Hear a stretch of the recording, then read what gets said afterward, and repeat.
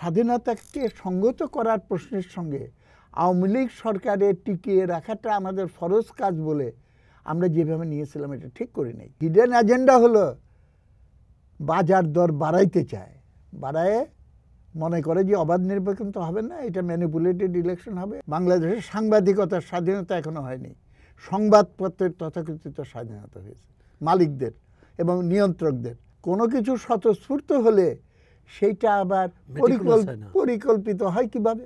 আমরা এই ট্র্যাজেডি থেকে বের হতে পারবো না।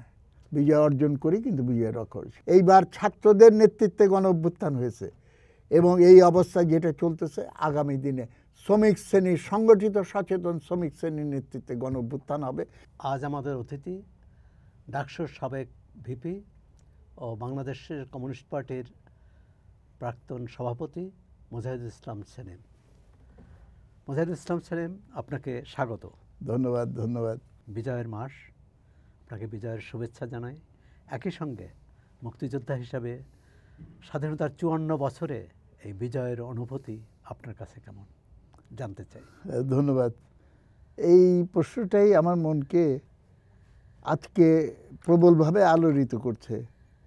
তবে এই কথা ঠিক যে এটা বছর বছরই কিন্তু এই প্রশ্নটা আমি নিজেকে করার চেষ্টা করি এবং আমার মনে হয় একটা গানের কলি দিয়ে এটার জবাবটা ভালো বোঝা যায়। জয় করে তবু ভয় কেন মোর যায় না। বিজয় আমরা অর্জন করেছি বাঙালি জাতি, বড় বড় বিজয়, গর্ব করার মতো বিজয়, বীরের জাতি। কিন্তু আমরা দুর্ভাগা জাতি, বিজয় আমরা অর্জন করি কিন্তু ধরে রাখতে পারি না। এবং এখন বর্তমান পরিস্থিতিতে পূর্বতম শাসক শ্রেণী এই 54 বছর ধরে যারা ক্ষমতায় অধিষ্ঠিত ছিল, মুক্তিযুদ্ধের যে স্বপ্ন ছিল সেটা বাস্তবায়নের পথে অগ্রসর না হয়ে ক্ষমতা কুক্ষিগত করে রাখার জন্য যা যা করার 16.5 আনা সেটা করেছে, যার ফলে জনগণ থেকে বিচ্ছিন্ন হয়েছে এবং মানুষ এটা দেখে হতাশ, ক্ষুব্ধ এবং সেইটারই বহিঃপ্রকাশ বারবার ঘটেছে। এরশাদের শাসনের বিরুদ্ধে একটা গণবিদ্রোহ হলো, ধরে রাখতে পারলাম না বিজয়। আবার এইবার আরেকটা বিশাল গণঅভ্যুত্থান, ছাত্র জনতার বৈষম্য বিরোধী গণঅভ্যুত্থান নামকরণ করা হয়েছে, কিন্তু আমি দেখছি সব আবার আগের মতোই সব হারিয়ে যাওয়ার ব্যবস্থা করা হয়েছে। সুতরাং আমার অনুভূতিটা হলো যে মানুষকে এই জায়গাটা হয়তো না বোঝালে আমরা এই ট্র্যাজেডি থেকে বের হতে পারবো না। বিজয় অর্জন করি কিন্তু বিজয় রক্ষা করি। সেটা হলো এই যে কোথাও একটা গোলমাল হয়ে যাচ্ছে।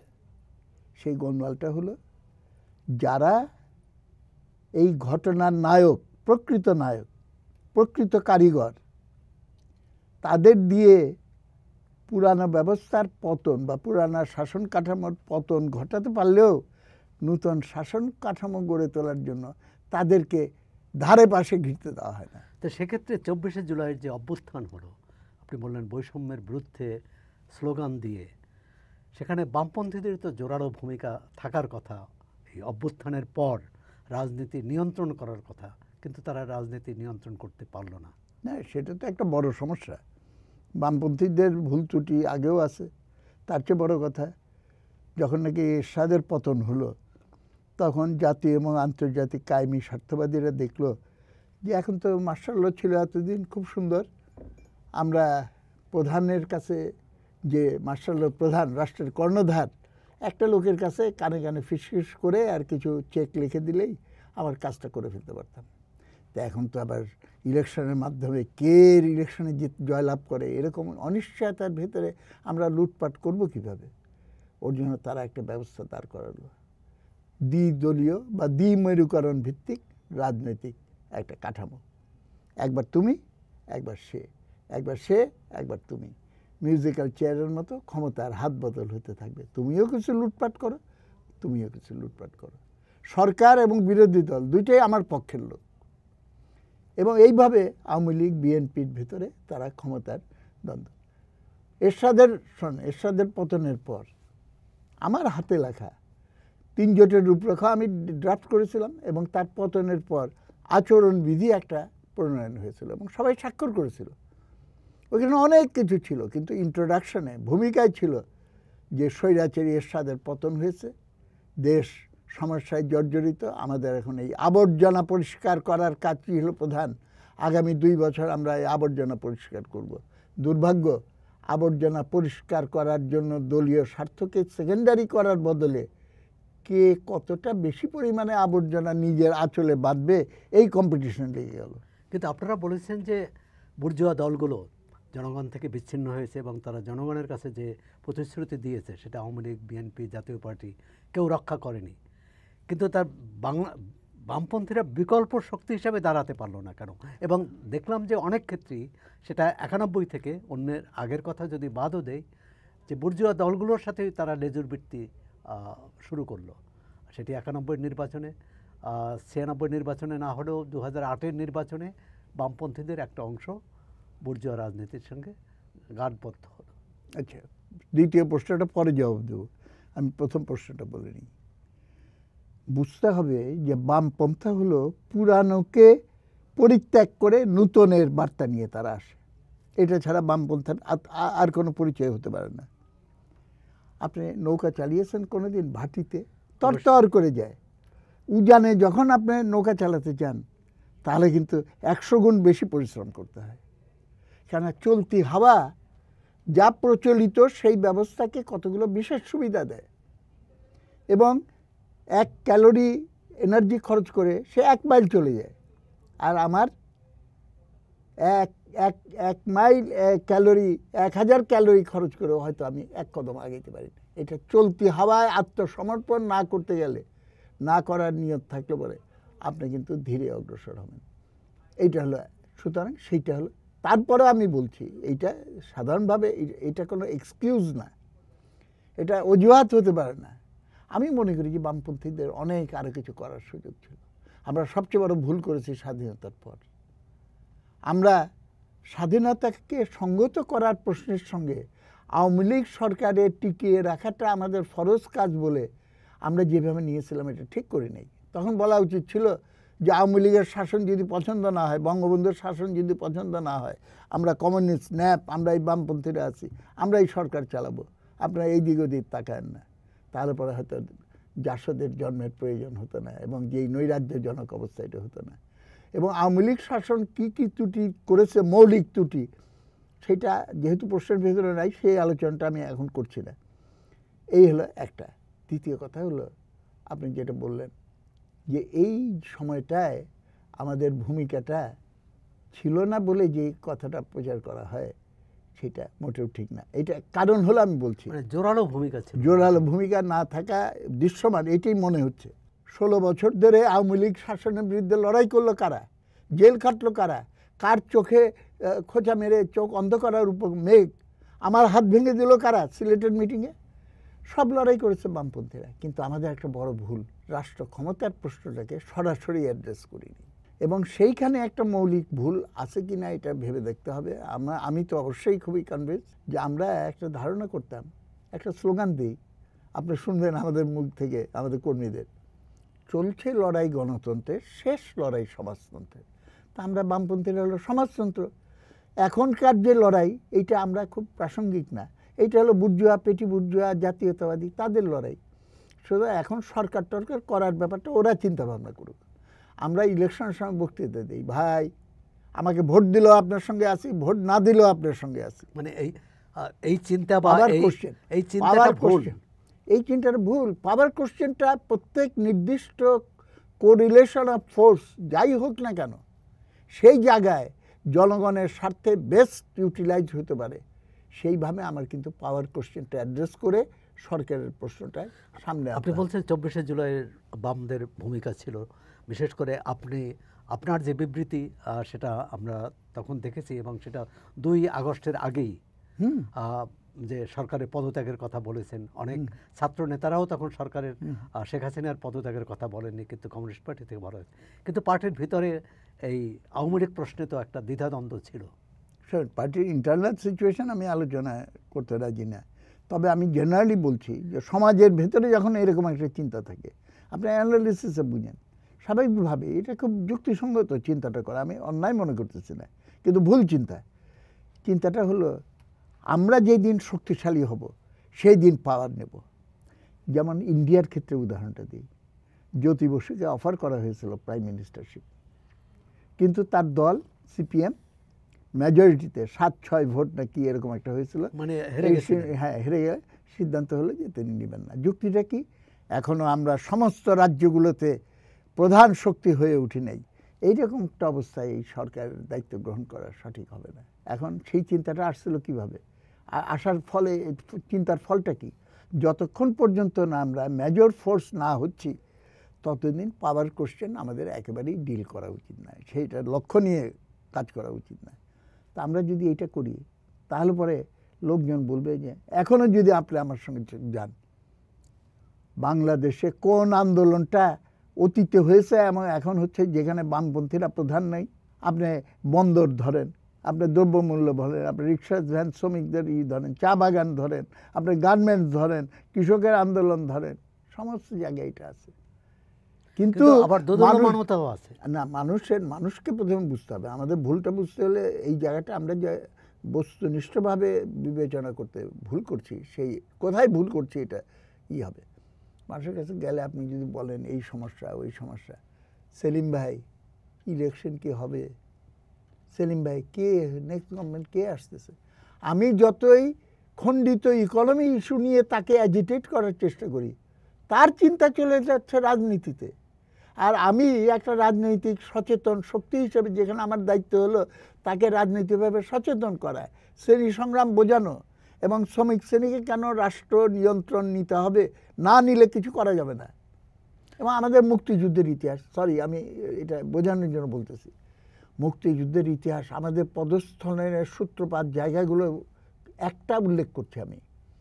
তখনও বঙ্গবন্ধু পাকিস্তানে আটক, তাজউদ্দিন সাহেব সমস্ত ড্রাইভারের সিটে, তিনি সার্কুলার জারি করলেন, মিলিশিয়া ক্যাম্প হবে প্রত্যেক থানায়, সমস্ত মুক্তিযোদ্ধারা নাম রাখান, এবং মুক্তিযুদ্ধের ভেতর থেকে আমি আর্মি রিক্রুট করব, পুলিশ রিক্রুট করব, আমি অ্যাডমিনিস্ট্রেশন রিক্রুট করব, আমি ব্যাংকার রিক্রুট করব। বঙ্গবন্ধু এসে ওটা কেটে দিলেন, বললেন যে না, এইসব হবে না, পার্লামেন্টারি ডেমোক্রেসি, ব্রিটিশ পার্লামেন্টারি সিস্টেমে আমাদের দেশবাসী অভ্যস্ত, আমাদের সেইটাই যেতে হবে। পার্লামেন্টের সুপ্রিমেসি, পার্লামেন্টের পুরো দায়িত্ব দিলেন। আমরা যে বলেছিলাম যে বিপ্লবী সরকার, সর্বদলীয় বিপ্লবী সরকার করো, সেটা তিনি তো নাকচ করে দিয়েছেন। আমরা নতুন করে নতুন চেহারায় শুরু করার সিদ্ধান্ত নেওয়ার পরেও পুরানা উপাদান দিয়ে কিন্তু রাষ্ট্রপতি, সেই পেনাল কোড, সেই পুরানা সিএসপি অফিসার, এবং অনেক কাহিনী আছে ফিডেল ক্যাস্ট্রোর সঙ্গে তার সাক্ষাৎ, এবং সেই সময় না সেটা আচ্ছা, আমরা এখন বর্তমানে আসি। হ্যাঁ, এখন একটা কথা যে আমাদের সহকর্মী বলছিলেন যে আওয়ামী লীগের একটা সর্বগ্রাসী তার চিন্তা ছিল, এবং মুক্তিযুদ্ধের নাম বলে তারা সব কিছু নিজেদের দখলে নিয়েছে। তো সেই দখলদারি শেষ হওয়ার পর তো বামদের একটা কী বলে কার্যকর ভূমিকা, যে দেশকে সামনে এগিয়ে নেওয়ার, বৈষম্য দূর করার ক্ষেত্রে নিজের জনগণের সার্বভৌমত্ব রক্ষা, দেশের সার্বভৌমত্ব না শুধু, আর সেখানে বাম দলগুলো কি এক হতে পেরেছে? আপনার যে গণতান্ত্রিক বাম জোট, আর জোট থেকে আমরা দেখলাম যে সম্প্রতি গণতান্ত্রিক বাম জোটের সঙ্গে আরও সহযোগীদের মিলে যুক্তফ্রন্ট করেছিলেন, আর যুক্তফ্রন্ট করেছেন। এই যুক্তফ্রন্টের উদ্দেশ্য কি? এই কথা ঠিক যে বামপন্থীদের আরও অনেক কিছু করার সুযোগ ছিল। আমাদের দেশের ইতিহাস বামপন্থীদের দৃষ্টিকোণ থেকে যদি বলেন, তাহলে পরে নিঃসন্দেহে এটা স্বীকার করতে হবে, এই ইতিহাস হলো সুযোগ হারানোর ইতিহাস। এই ব্রিটিশ আমল থেকে আমরা কিন্তু বারবার সুযোগ পেয়েছি, সুযোগ কাজে লাগেনি, এবং এটা আত্মসমালোচনার জায়গা থেকে এটাকে দেখে আমাদের সংশোধন করে আগাইতে হবে।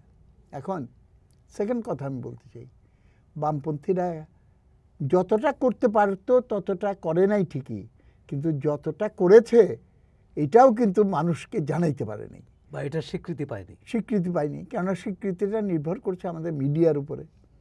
আমরা এটাকে প্রজেকশন করি। আপনি যেমন এই যে কনভেনশনের কথাটা বললেন, আপনি খেয়াল করলে দেখবেন বাংলাদেশের একেবারে শ্রেষ্ঠ শিরোনামধারী যে পত্রিকা, সেখানে একটা শব্দও নেই। তো হয় কেউ ইনস্ট্রাকশন দিয়েছে যে don't give it in the print media, কিংবা এটা আমার মনে হয় না যে সাংবাদিকের বুদ্ধি থেকে এটা এসছে। বাংলাদেশের সাংবাদিকতার স্বাধীনতা এখনো হয়নি। সংবাদপত্রের তথাকথিত স্বাধীনতা হয়েছে মালিকদের এবং নিয়ন্ত্রকদের, কিন্তু সাংবাদিকদের স্বাধীনতা এখন নেই। সেটা আরেকটা প্রসঙ্গ, আচ্ছা, যেটা বলছিলেন। যেটা বলছিলাম। সুতরাং এটা যতটুকু করেছে, এবং আপনি কারেক্টলি বলেছেন, প্রথম কারফিউ ভেঙেছে কারা? 31টা সংগঠন, উদীচী সহ, এবং আমাদের কমরেডরা সেখানে ছিল। গান গেয়ে কারফিউ ভঙ্গ সম্ভবত 26 তারিখে না কত তারিখে এটা করলো, না 16 তারিখে প্রথম করলো, তারপরে দ্রোহযাত্রা। তখনও পর্যন্ত সমন্বয়কদের জিজ্ঞেস করা হচ্ছে যে আপনারা কি সরকারের পদত্যাগ চান? না, আমাদের এই সময় কোনো রাজনৈতিক ইস্যু নেই, আমরা খালি। তখন মানুষের ভেতরে মেইন স্লোগান হলো হাসিনা তুই কবে যাবি। ওইখান থেকে আমরা ঘোষণা দিলাম 24 ঘন্টার ভেতরে তো পদত্যাগ করতে হবে। আমি 2-3টা টক শোতে তখন, একটা শাহজাহান খানের সঙ্গে, একটা রাশেদ খান মেননের সঙ্গে, আমি বললাম এখন সিচুয়েশন যেখানে গেছে একটাই বুদ্ধি, শেখ হাসিনাকে মিডিয়ার সামনে এসে বলতে হবে যে আমি ক্ষমতা ছেড়ে দেওয়ার সিদ্ধান্ত নিয়েছি, আপনারা লোক ঠিক করেন। আর ইন্দিরা গান্ধীর সময় এই যে এমার্জেন্সির পরে উনি ক্ষমতাচ্যুত হয়ে গেলেন, তার মতো ঘরে ঘরে যেয়ে আপনি বলেন মাই মাফি মংতি হু, আমি ক্ষমা চাই অপরাধের জন্য। তাহলে পরে যদি মানুষের ভালোবাসা ফিরে পেলে তাহলে পরে আপনি আবার পুনঃপ্রতিষ্ঠা হবেন। কিন্তু পেছনে যেই অদৃশ্য শক্তিটা এটাকে পরিচালনা করেছে, অদৃশ্য এবং আননোন, অপরিচিত হওয়ার কারণেই কিন্তু এটা সম্ভব হয়েছে। কারণ আওয়ামী লীগ, বিএনপি এদের আচরণ কার্যকলাপের ফলে মানুষ কিন্তু ঢালাওভাবে রাজনীতিকে ঘৃণার চোখে দেখা শুরু করেছে। তা আমরাও সেটার ভিকটিম। সুতরাং আমি পর কারা ক্ষমতায় আসলো?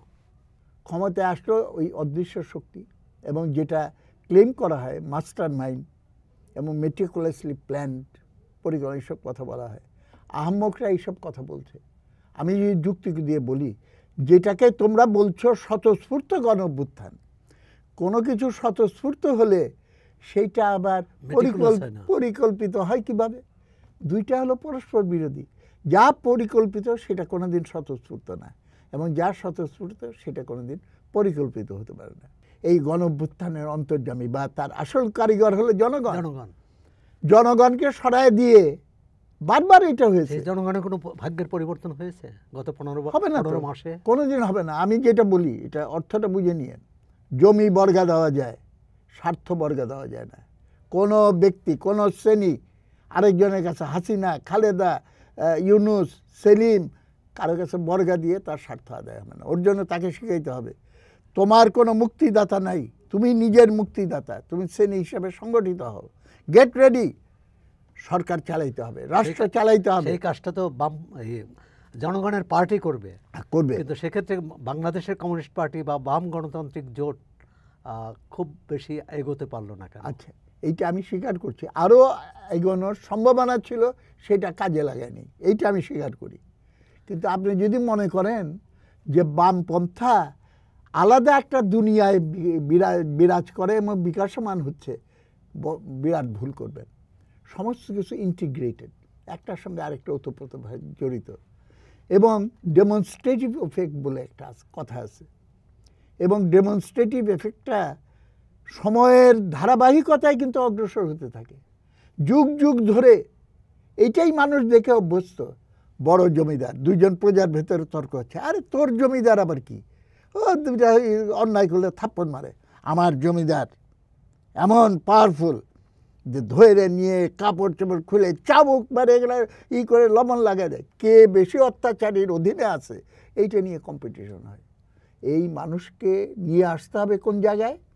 জমিদার বলো আর মিল মালিক বলো, সমস্ত দেশের সম্পদ এবং নিয়ন্ত্রণ আমাদের নিয়ে আসতে হবে। আমি ক্ষেত মজুর আন্দোলন করতাম, আপনি জানেন। আমি বিশাল আন্দোলন, বিশাল জাগরণ, 2টা স্লোগান ছিল 80-র দশকে। আমি 2টা স্লোগান দিতাম, এই সমাজ ভাঙতে হবে, নতুন সমাজ গড়তে হবে। দুর্ভাগ্য, এই সমাজ ভাঙতে হবেটা আমি বুঝায় সারছিলাম কিছুটা, কিন্তু নতুন সমাজ এবং কোন সমাজ গড়তে হবে এটা পুরা বুঝাইতে পারিনি। সম্ভবত আমি একটু অপরাধী ফিল করি নিজেকে, বুঝাইতে পারলাম না, কারণ আমাকে ওই আন্দোলন কন্টিনিউ করতে দেওয়া হলো না। ক্ষেত মজুর সমিতিটাকে এনজিও ব্যুরোর ভেতরে নিয়ে সেখানে রেজিস্টার করে দেওয়া হলো, এবং আমাদের মিলিটেন্ট ফাইটিং পজিশনটাকে নষ্ট করে দেওয়া হলো। যাই হোক, এখন আমার একটু সন্দেহ হয়, বা থিওরিটিক্যাল অ্যানালিসিস থেকে পুরানো সমাজ ভাঙতে হবে এটা শিখে গেছে, এইটাকে ক্যাপিটালাইজ করে আমরা যে নেক্সট স্লোগানটাকে বুঝিয়ে দেব, সেই জায়গাটা শূন্য থাকায় সেই শূন্যতাটা সুযোগ নিচ্ছে জামাতে ইসলাম। নতুন সমাজ কি, আল্লাহর নাম করো, অমুক করো, এই জায়গাটায় তারা আধ্যাত্মিকতার ভিতরে। কিন্তু জামাতে ইসলামের সাম্প্রতিক যে বক্তৃতা, নেতাদের বক্তৃতা, বিবৃতি বা তাদের যে আহ্বান, তার মধ্যে কিন্তু ইসলামের শাসনের চেয়ে বেশি তারা জোর দিচ্ছে সৎলোকের শাসন, মানুষের কল্যাণ, এটার উপর। আর যেটা একসময় বামপন্থীদের প্রধান স্লোগান ছিল বা কাজ ছিল, সেখানে জামাত ইসলামী বা এ ধরনের ডানপন্থী দলগুলো কিভাবে জায়গা করে নিল এবং বামপন্থী দলগুলো পেছনে সরে গেল। শোনেন, এটা হলো চালাকি, চতুরতার একটা ব্যাপার। পুরানো একটা গল্প আমরা আগেও বলতাম, আইয়ুব আমলেও। একটা গ্রামে নুরা চোরা ছিল। একবার অন্ধকারে হাঁটতে যেয়ে কুয়ার ভিতরে পড়ে গেছে। সে যদি চিল্লায় বলে আমি নুরা, আমাকে বাঁচাও, কেউ আসবে? নুরা চোর চোর ধরতে পিটায় মেরে ফেলবে। সে ওইখান থেকে কুয়ার ভেতর থেকে, ওর নাম হলো নুরা চোরা, তো আসল নাম হলো নুরুল ইসলাম, বলে ইসলাম গেল, ইসলাম গেল, ইসলাম গেল, বাঁচাও বাঁচাও। সবাই মনে করলো ইসলামকে বাঁচাইতে হবে, ওই তো উঠালো। উঠে দেখে নুরা চোরা। কাহিনীর এই জায়গাটা মৌলানা ভাসানী বলেছিল, নীল নদের পানি যেমন নীল নয়, জামাতে ইসলামের ইসলামও ইসলাম নয়। এইগুলো কথার না, তাৎপর্য আছে। এর মাধ্যমে সুতরাং এটাও কিন্তু তারাও এইটা বুঝতে পারছে। এর মাধ্যমে কিন্তু আপনি ধর্মীয় রাজনীতিকে মানে এক ধরনের বৈধতা দিলেন, না, যে এটা আসল ইসলাম না, তাহলে আসল ইসলাম কোনটা? না, বৈধতা দেওয়ার কথা আমি তো বলছি না, আমি বলছি মানুষের অনেকগুলো আইডেন্টিটি আছে। না না, মানুষ না, না, আমি আপনাকে- মানুষকে আকৃষ্ট করতে পারছে কি করে? না জামাত ইসলামী পারছে, কমিউনিস্ট পার্টি পারছে না। এটা এর না, এটা ব্যাখ্যা তো কি? কার্ল মার্কসের পুরানো কথা আছে, জি। যে যারা শোষিত নির্যাতিত তাদের আর্তনাদ, যে দুঃখী মানুষের আর্তনাদ হলো দীর্ঘশ্বাস, আপিম, দীর্ঘশ্বাস, দীর্ঘশ্বাস শ্বাস হচ্ছে ধর্ম। আপিম। এটা অর্থটা কি? নাকি অর্থ তারা তো হলো এখন ধর্মের কথা কম বলছে। আপনি দেখুন, 4টা বিশ্ববিদ্যালয়ে যে ছাত্র শিবির জয়ী হলো, আমার কথাটা শেষ না হতে আমি দিন। বলি, হ্যাঁ। ছাত্র শিবির জয়ী, আপনার উত্তর দিতে সুবিধা হবে। ছাত্র শিবির জয়ী হলো, তারা কিন্তু ধর্মের নামে আনেনি, এমনকি শিবির নিজেদের ব্যানারেও নির্বাচন করেনি। তারা শহর শিক্ষার্থীর কে সহায়তা করেছে, বিপদ আপদে পাশে দাঁড়িয়েছে। এখন এটাকে কি আপনি ইসলামের সাথে মেলাবেন বা ধর্মীয় রাজনীতির সাথে মেলাবেন? শোনেন, সাম্রাজ্যবাদী প্রচার মাধ্যমের একটা কৌশল হলো 10টা সত্য কথা বলো, ওইটার ভেতরে 2টা মিথ্যা কথা ঢুকাই দাও, মানুষেরা বুঝতে পারবে না। 10টা ইহলৌকিক জীবনের কথা বলো, কিন্তু আসল জায়গাটায় আপনারা তার উচ্চারণে একটা সাইড বললেন, তার ভেতরে যে আরও যে উচ্চারণগুলো আছে ফ্যাসিস্টিক ধরনের, চরম ফ্যাসিস্টিক ধরনের উচ্চারণ করতেছে, কতল করে দেব থেকে শুরু করে আমার নির্দেশে সমস্ত অ্যাডমিনিস্ট্রেশন চলতে হবে, এই কত কথা এখানে। এবং কি বলে, কোরআনের শাসন চালাইতে হবে, সার্বভৌমত্ব হলো আল্লাহ তাআলার, এবং ইহলৌকিক ব্যবস্থাটা কীভাবে চলবে এটা তো বলতেছে না। সেকেন্ড আমি বলতে চাই, ভালো করে খোঁজ নিয়ে দেখেন, ওরা হলো কি বলে, অনুপ্রবেশের কৌশল ব্যবহার করত এবং গর্ব করে বলে আমি 5 লক্ষ টাকা ঘুষ দিয়ে ছাত্রলীগের অমুক হলের অমুক কমিটির মেম্বার হয়েছিলাম, আমাকে বেঁচে থাকার জন্য, সার্ভাইভালের জন্য এই অনুপ্রবেশ করে থাকতে হয়েছিল। আমাকে জিজ্ঞেস করতে ইচ্ছা হয় সেই ব্যক্তিকে, সে আবার উপদেষ্টা ওরকম সম্মানজনক পদে চলে গেছে, জিজ্ঞেস করতে, তুমি যখন ছদ্মবেশে ছাত্রলীগের এই হেলমেট বাহিনী হিসাবে লুকায়ছিলা, তখন আমার মেঘের উপরে যে হামলা হয়েছে, মেঘমাল্লার বসুর উপরে যে হামলা হয়েছে বা ছাত্রদের উপরে যে হামলা হয়েছিল, তখন তুমিও তো অস্ত্র নিয়ে কি তার উপরে হামলাকারীদের একজন। ইউনিভার্সিটিতে জিতার কথা বলতেছে, ইউনিভার্সিটিতে কোনো ভোট হয়নি, ঠিক ভোট হয়নি। সেকেন্ড হলো, যেটুক হয়েছে সেখানে আপনি জামাতে ইসলাম যদি ছাত্রলীগকে ব্যবহার করে থাকে, ছাত্র শিবির, তাহলে ছাত্রলীগ কেন এখন ছাত্র শিবিরকে ব্যবহার করবে না? এইটা চিন্তা করে দেখেন। এইটা প্রমাণ করার জন্য যে দেখো, আওয়ামী লীগ দেশে না থাকলে ইউনিভার্সিটিগুলো ছাত্র শিবিরের দখলে চলে যায়। স্বাধীনতার পর একটা ঝঞ্ঝা বিক্ষুব্ধ সময়েও আপনি ডাকসুর নির্বাচনে জয়ী হয়েছিলেন এবং ছাত্র ইউনিয়নের প্যানেলই অধিকাংশ পদ পেয়েছিল। আজ 24শে জুলাই অভ্যুত্থানের পর সেই বামপন্থীরা প্রায় প্রাসঙ্গিক হয়ে গেল ছাত্র সংসদ নির্বাচনে, এর কারণ কি? না, আমি এটা প্রথমত আপনি যেইভাবে জিনিসটা বর্ণনা করলেন, বাস্তবতাটা এরকম না। বামপন্থীরা এখনো শক্তিশালীভাবে বিরাজমান। শক্তিটা খালি সংখ্যা দিয়ে বোঝা যায় না। আপনি তারা যে কার্যকলাপ করছে, তারা যে আহ্বানটা নিয়ে আসছে, সেইটা কতটা সাধারণ ছাত্রদের মনের আবেগকে, তাদের আকাঙ্ক্ষাকে প্রতিফলিত করে, সেইটা দিয়ে কিন্তু নির্ধারিত হয়। এবং আপনি ক্যাম্পাসগুলোর খবর নেন, ইগুলোতে তারা যেই স্লোগানগুলো দিচ্ছে, যেই দাবিগুলো করছে, সেটাই কিন্তু সাধারণ ছাত্রদের প্রতিধ্বনি। কিন্তু আমাদের বাস্তবতা হলো এই শিক্ষা প্রতিষ্ঠানের পলিটিক্সই আমি বলবো শব্দটা উইদিন কোটেশন, এটা জাতীয় রাজনীতি থেকে বিচ্ছিন্নত কিছু না। এবং জাতীয় রাজনীতিতে যখন সুপ্রিমো কালচার, বুর্জোয়া দলগুলো যেটা করে, একটা দল দাঁড় করাতে হলে প্রথমে হলো তার সুপ্রিমো কে হবে, যিনি সর্বে সর্বা, এবং ওরকম কমান্ডার না থাকলে কিছু হবে না। এখন বামপন্থীরা তো মেরে ফেললেও তারা এই নীতি অনুসরণ, তারা হলো যৌথ নেতৃত্বে বিশ্বাস করে। এটা বিজ্ঞানসম্মত, কারণ একটা লোকের বুদ্ধি যতই বেশি হোক, সেটা কোনোদিনই 10টা লোকের বুদ্ধির সমষ্টির সমান হইতে পারে না। ওর জন্য কালেকটিভ উইজডম বলে একটা কথা আছে। ফেব্রুয়ারিতে জাতীয় সংসদ নির্বাচন হতে যাচ্ছে। বামপন্থীদের কৌশল কি হবে? জয়ী হওয়া না প্রতিদ্বন্দ্বিতা করা? অবশ্যই আমরা জয়ী হওয়ার, নির্বাচন করলে আমরা জয়ী হওয়ার জন্যই চেষ্টা করব। তবে জয়ী হওয়ার জন্য চেষ্টা করলেই জয়ী হওয়া যায় না, সেটা তাদের কাজ। জনগণের উপরে আমাদের একটা ভুল হলো, ইলেকশনে কি হবে প্রত্যেক দল নিজের নিজস্বভাবে নির্ধারণ করে নেয়, আমাকে জিততে হবে, আমাকে যে হারতেও হইতে পারে, এই পসিবিলিটি ধরে যে কি কি করণীয় সেটা সে কোনোদিন নির্ধারণ করে না। এবং এই না করাটাও একটা গণতন্ত্র দুর্বল হয়ে থাকার একটা অন্যতম কারণ। আপনি এটা একটু চিন্তা করে দেখেন এই বিষয়টা। এখন কথা হলো, নির্বাচন খুবই প্রয়োজন। নির্বাচন যত বিলম্বিত হচ্ছে, তত দেশ আরও সংকটের গভীরে চলে যাচ্ছে। এবং যদি এটা কোনোভাবে ব্যাহত হয়, সর্বশেষ যে ঘোষণা ফেব্রুয়ারির প্রথমার্ধে নির্বাচন করে ব্যাহত হলে, আমি আশঙ্কা করি দেশে যে অরাজকতার পরিস্থিতি সৃষ্টি হবে, সেটা আমাদের সমূহ সংকট শুধু না, এমনকি দেশের অস্তিত্বকেও বিপন্ন করতে পারে। ওর জন্য এটা হওয়াটা খুবই প্রয়োজন। নানান রকম ফোর্স ষড়যন্ত্র করছে, একটা চেষ্টা করছে যে এটা কোনোভাবে একটা ক্রাইসিস লাগিয়ে মানুষের দৃষ্টিটা অন্যদিকে নিয়ে, যে অন্য ইস্যুর সামনে এসে কিছু করা যায় কিনা। কিন্তু একটা খালি আমি বলবো, যারা এইসব কথা করে, এইসব কাজ করছে, তাদের অনেকের আসল উদ্দেশ্য কিন্তু, তাদের হিডেন এজেন্ডা হলো যে নির্বাচন ইহা না হইলে, আমরা পিআর না হলে ইলেকশন করবো না, এমন করতে দেবো না, আমরা একই দিনে এই না হলে পরে আগে করতে দেবো না। এবং একজন তো বলেই ফেললেন, সম্ভবত প্রেসিডেন্ট, যদি এইভাবে একই দিনে হয় তাহলে পরে নির্বাচনী জেনোসাইড হবে। সম্ভবত প্রেসিডেন্ট আমির আমির তো এইসব কথা বলছে।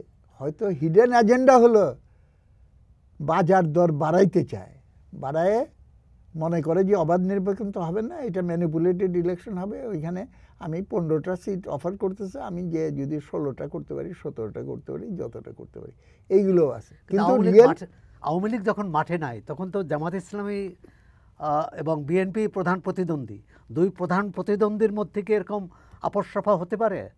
হিডেন এজেন্ডা থাকতে পারে? হতে পারে, হতে পারে। আওয়ামী লীগ আর বিএনপির ভেতরে হিডেন এজেন্ডা ছিল না।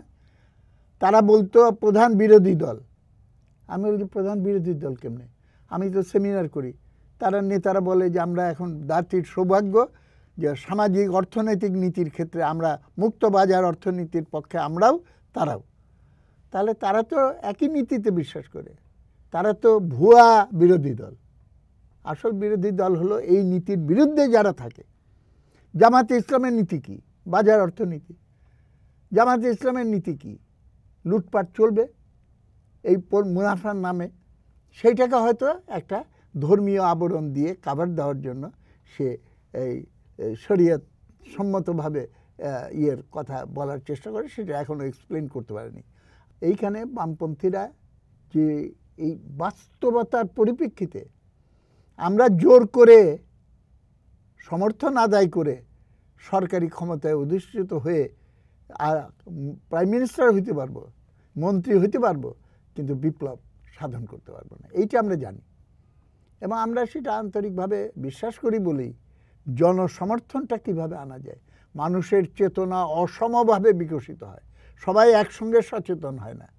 একদম পিছিয়ে পড়া মানুষটাকে আমাকে কিন্তু সচেতন সংগঠিত করে ওই রাষ্ট্র পরিবর্তনের সংগ্রামে নিয়ে যেতে হবে। বাংলাদেশের এটা কঠিন সময় লাগবে। মানে কমিউনিস্ট পার্টি তো 100 বছর ধরে সংগ্রাম করলো উপমহাদেশে, আর কত বছর সংগ্রাম করতে হবে বিপ্লব সম্পন্ন করার মানুষের জন্য? ইতিহাস কত হাজার লক্ষ বছর এবং শোষণ ভিত্তিক সমাজ কত হাজার বছর। ফরাসি দেশে বিপ্লব হয়েছে, বিপ্লব ফেল করে গেছে, আবার পিছিয়ে গেছে, আবার হয়েছে, আবার পিছিয়ে গেছে, আবার হয়েছে, আবার এমনকি অক্টোবর বিপ্লবও তো ধরে রাখতে পিছিয়ে পারলো গেছে। না। সুতরাং এরকম সমুদ্রের পাড়ে গেলে দেখবেন জোয়ারের সময়ও পানি আসে, কিন্তু জোয়ারের সময় পানিতে খালি উঠার কথা, আবার দেখবেন ঢেউ নিচে চলে যাচ্ছে, কিন্তু পরের বার যখন আসে তখন আরও উঁচু হয়ে আসে। আপনি আমার কাছে শুনে রাখেন, এইবার ছাত্রদের নেতৃত্বে গণ অভ্যুত্থান হয়েছে এবং এই অবস্থা যেটা চলতেছে আগামী দিনে শ্রমিক শ্রেণীর সংগঠিত সচেতন শ্রমিক শ্রেণীর নেতৃত্বে গণ অভ্যুত্থান হবে এবং সেইবার খালি বিজয় অর্জন করব না, সেই বিজয় কেউ হাতছাড়া করে নিতে পারবে না। সেই বিপ্লবের জন্য অপেক্ষা করছি এবং কাজ করছি আমি। মুজাহিদুল ইসলাম সেলিম, আপনাকে ধন্যবাদ। এতক্ষণ আমরা কথা বললাম বাংলাদেশের কমিউনিস্ট পার্টির সাবেক সভাপতি, ডাকসুর প্রাক্তন ভিপি মুজাহিদুল ইসলাম সেলিমের সঙ্গে। আপনারা চর্চার সঙ্গে থাকুন।